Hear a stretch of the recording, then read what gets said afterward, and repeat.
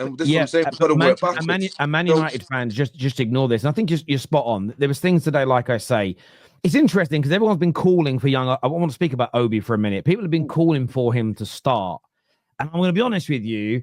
When I saw him against Everton last week, there was 2 or 3 times the ball got played to him. And you ever been like in a room where it's like concrete everywhere and you kick a ball and it's like ding, ding, ding, ding, ding, bounces around, right? You might have gone in there. Like we used to have this place on the estate I grew up on, and you'd go in there and you play like we used to play a game called Sting Ball. But what you do it in there and someone could boot it against the wall and it would ricochet and you'd get hit with it. It was just a stupid game. He's touched it like that on that first game. There was one first touch where he touched it and it went right over his head. And I remember thinking, oh, is he ready?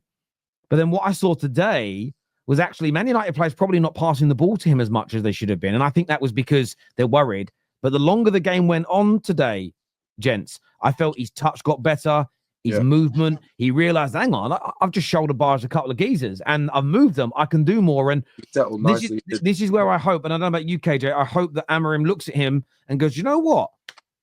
Maybe the Sociedad game, maybe the Arsenal game. We've got 2 games this week. I think he should be starting one of them now. What do you say? Yeah, I think he should start. You instantly saw an improvement in our attacking play as soon as he came on.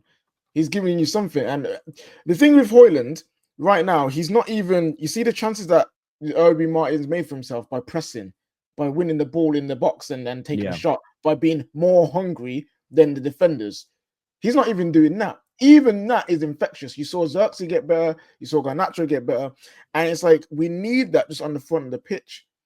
And allow this young man to grow. Now, I'm not saying he needs to play and start from now to the end of the season. Let's not do that because, again, pressure, it might break him mentally and all of these different things. But if you say, you know what, Obi, Sociedad, you start.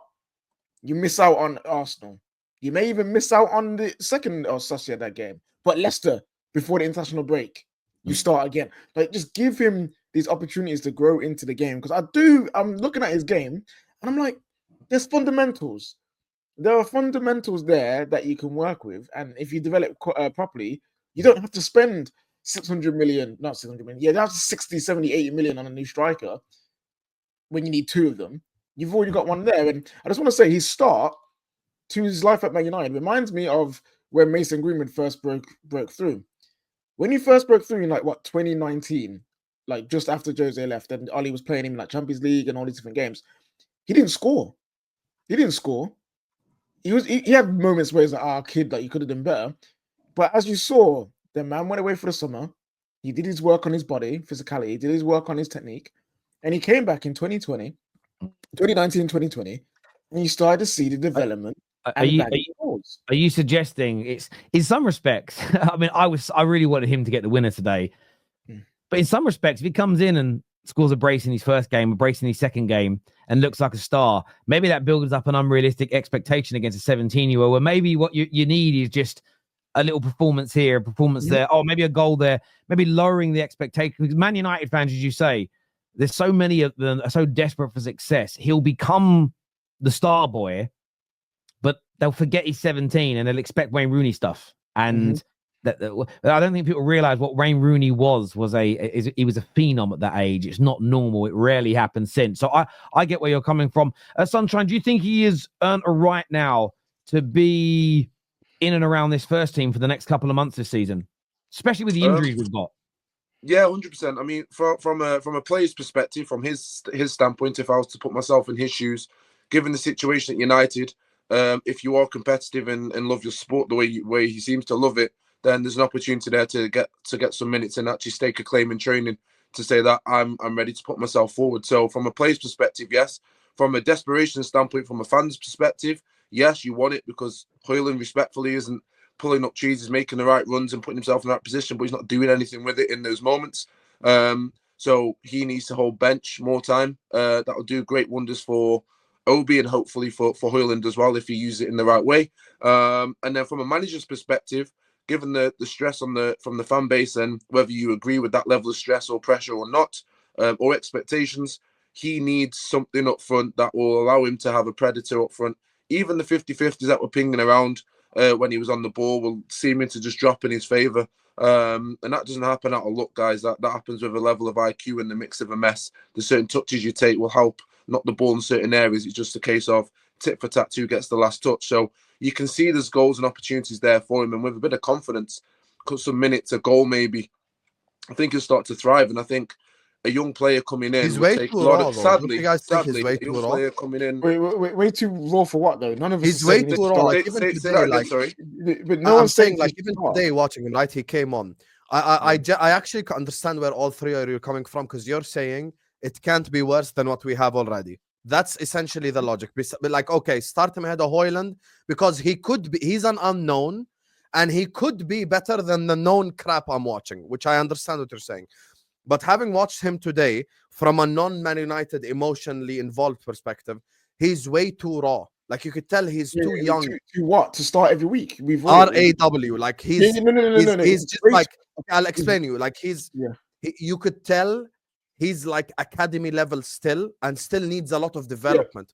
Like I don't think, and I'll be honest with you, I think if you start him against Sociedad or Arsenal, the pressure will eat him alive. I'll be honest. Yeah, I'm with you, to be fair, Sam. I wouldn't go as far as KJ and say I would start him in those high pressure games, but I will give him a significant amount of minutes if the like star 30 guys. minutes. So for example, an honest example, if Hojlund pulls out a stinker at 60 minutes and respectfully needs to come off the pitch, that type of pressure I could apply to Obi and say, go finish the 30 minutes for me. Do what you can do in 30 minutes.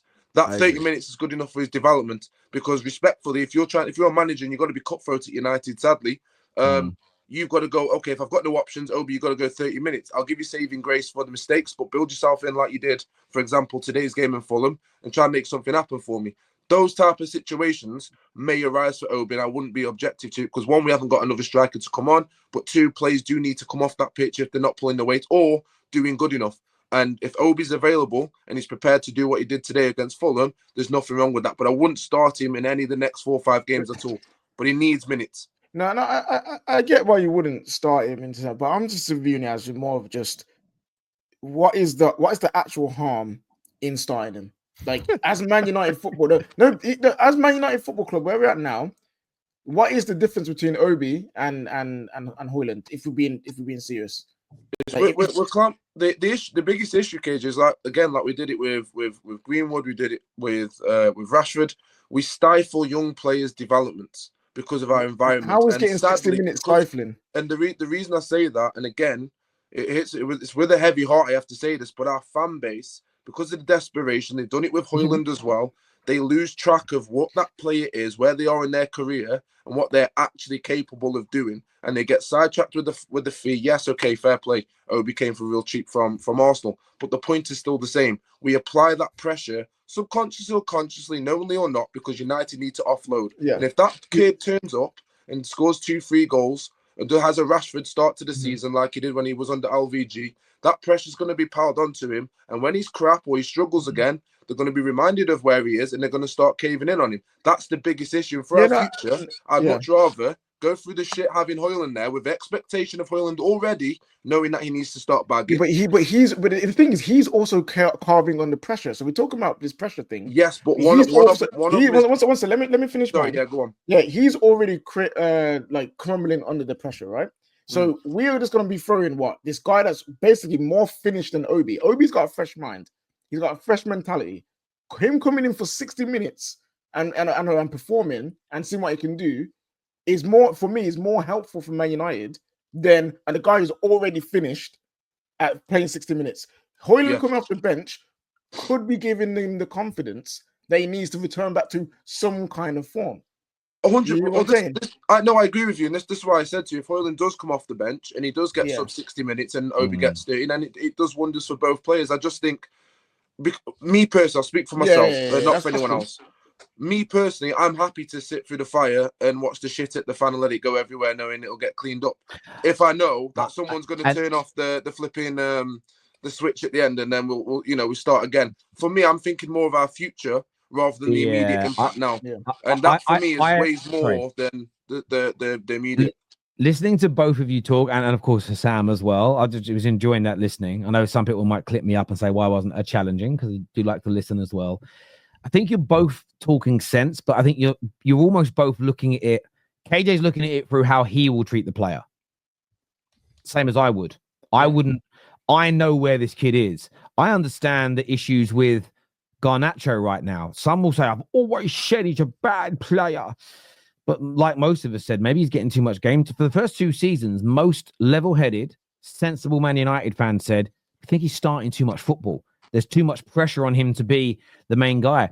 Now that we've reduced the squad and he literally is the only attacker we have who can really run at people with the ball. Xerxes better technically, but he doesn't have that speed to get past people.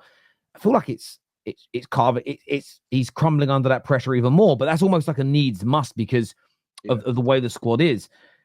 Equally, I get where you're coming from, Sunshine, because if he goes into the first team and starts a few games, you will get that, well, he's old enough to play, so he's old enough to be criticized like everybody else. Yeah.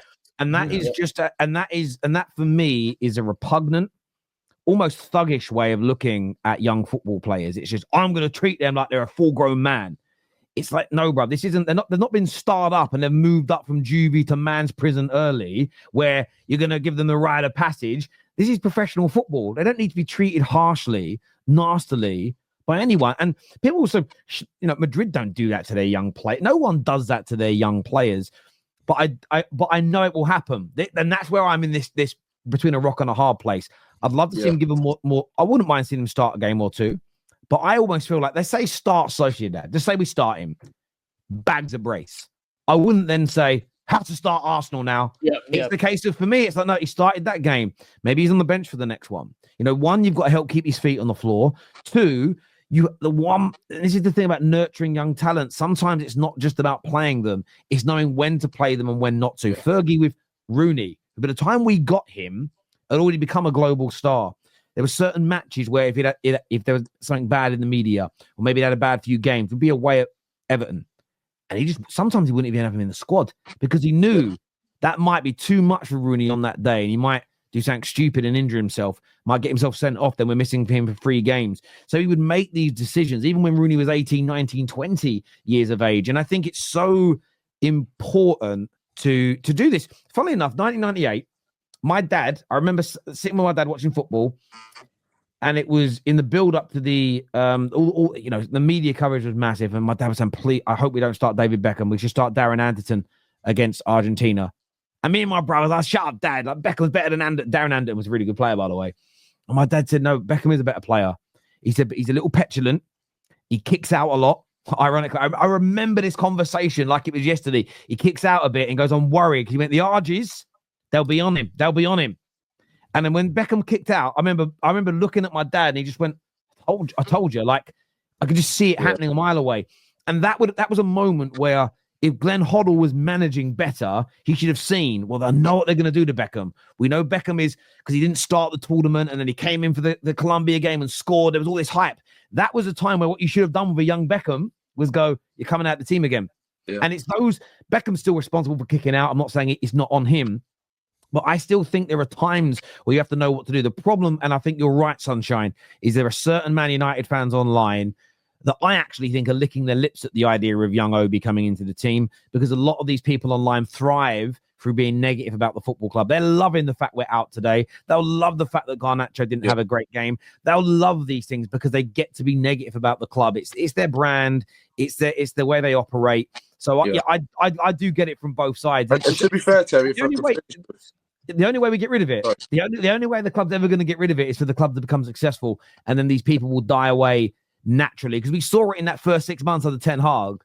I remember having a conversation with KJ again. You notice that we haven't seen any of those guys on TikTok or those guys on Twitter. I haven't seen one tweet of theirs trend for 6 months, and it's because for 6 months it all went away because we were winning a lot of our games, growing in the league, and we won a trophy. And that's the sad nature of where we're at. Is that we're fighting against rivals. We've got all these problems coming up. But the biggest thing we're fighting against at the moment is one of the biggest things is a lot of our own very, very toxic fans who, a lot of them are making, especially now that X pays you, and they've got all the people on stake and everything else. There is a career to make a lot of money out of hating on your own football club when it isn't even necessary. Sometimes you criticize, but they will turn on Obi the same as they've turned on every other player and blame them for where we are. Those players will leave, and then they'll keep moaning about what's the next problem to. But even if you